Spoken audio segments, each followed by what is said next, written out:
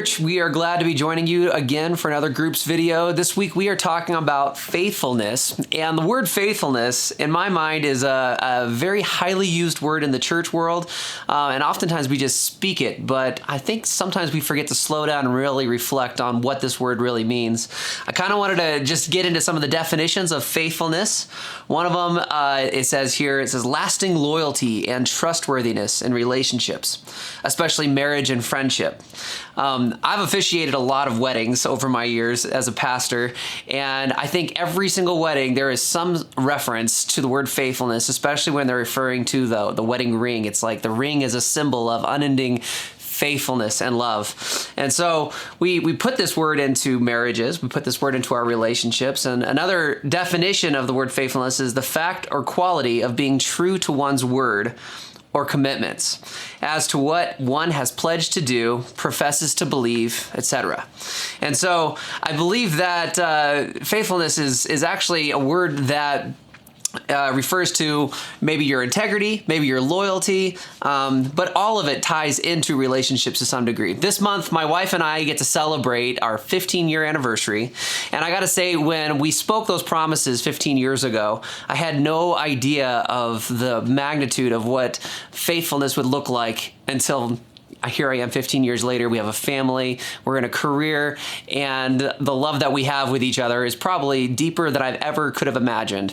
And God actually speaks about that in His Word, in Proverbs. I always encourage, whenever we read out of the book of Proverbs, remember that this is a book that God is speaking to the wise man and the foolish man. So when He speaks about something that's wise, listen up, because it's probably going to do your life a lot better. But in Proverbs 3:23, it says, "Let love and faithfulness never leave you. Bind them around your neck. Write them on a tablet of your heart," or back then tablets, they didn't have erasers, so it was kind of a permanent thing. "And then you will win favor and a good name in the sight of God and man." So something to think about here is that faithfulness is not just something that we use as a word towards our relationship with God. God uses it as a means of His relationship to us, but it also is referring to what it can do with our relationships with each other.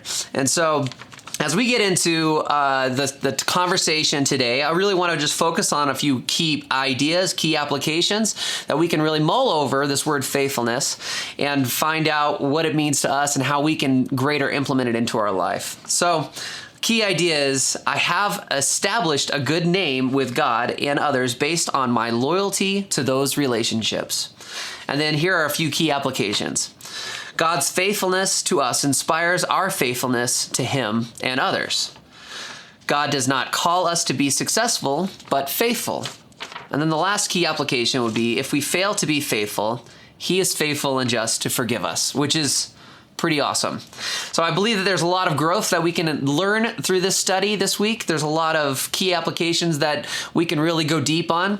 But just remember the words of George MacDonald. He said, "To be trusted is a greater compliment than to be loved." See, love can be unconditional or it can be conditional, but trustworthiness is something that requires intentionality, it requires effort, and I believe that faithfulness is something that requires effort, but there's payoff, there's reward, there's favor that God says. So take this word, take this study this week, get into it. Can't wait to hear your conversations. Be blessed.